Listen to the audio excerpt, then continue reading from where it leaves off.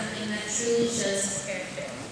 We were all walking to get some froyo when a strange man came up to us and asked for bus fare. My immediate reaction, and the reaction of several others, was to ignore the man or say sorry and continue on our way. This senior, however, took money out of his wallet and gave it to the man without a second thought. To me, it is this moment that represents this senior. His kindness and generosity radiate from his every action. I hope we'll be friends forever. Please help me welcome Andrew.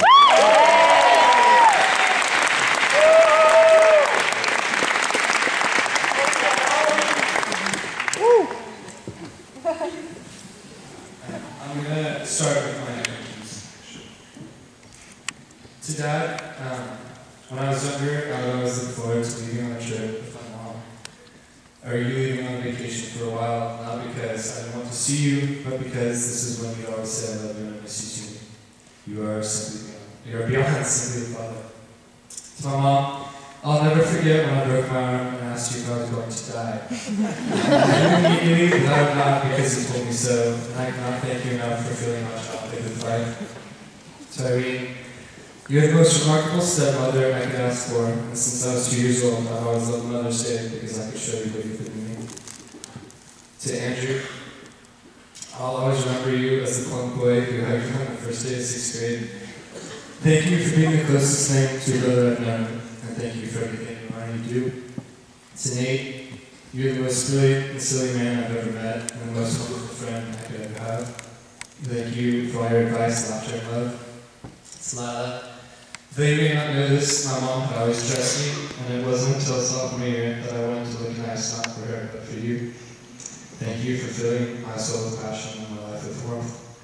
To Hunter and Lawrence, since MA, I've learned to be utterly honest and committed to friendship because of you two, and I hope you both realize I have you astonishing as friends.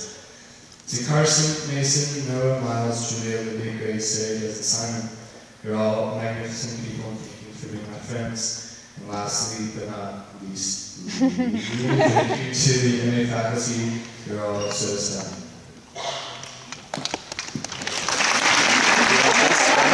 Stick it in my purse and turn off. It's still going. When I was about 5 years old, my parents tried to explain to me that they had never been married, that they would never marry, and that they had in fact been with different people since my birth. I was confused, to say the least. When I told my close kindergarten friends at school, their reaction was, "Then you're a bastard." A bastard? Well, that's not very nice, I said. I was a bit unsure as to what it actually meant. The only bastard I knew of was from Austin Powers, but I couldn't quite see the connection. Upon discovering what this word meant, I was shocked and appalled, but even more, I was disappointed. I began to believe that I was the creation of a meaningless love, a trivial affection, and that the two people I admired most just hadn't felt like trying. Over the next 8 years, I witnessed my parents and step-parents argue, yell, cry, come and go. I was positive that I would never witness true adoration.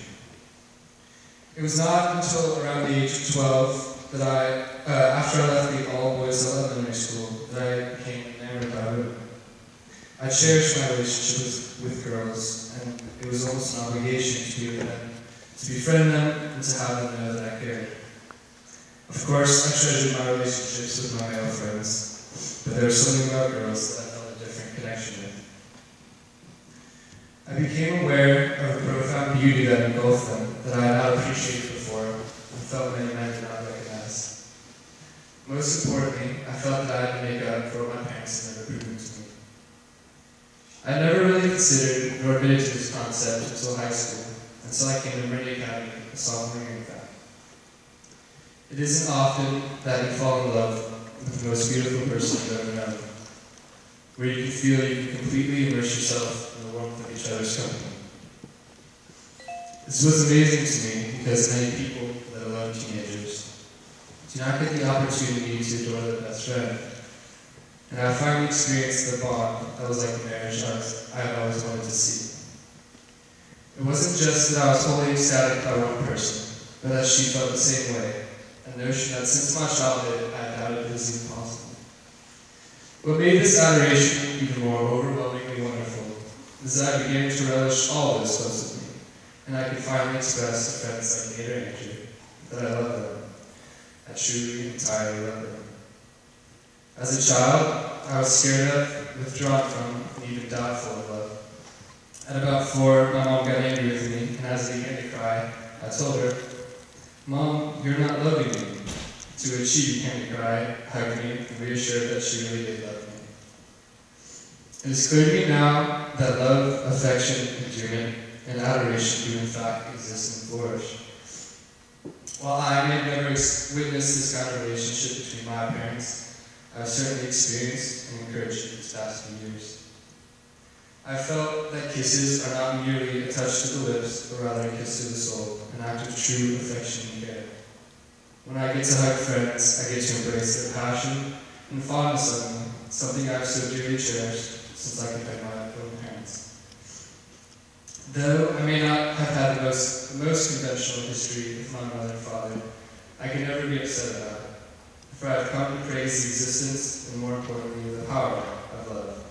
And for that, let me say the Lord. Thank you.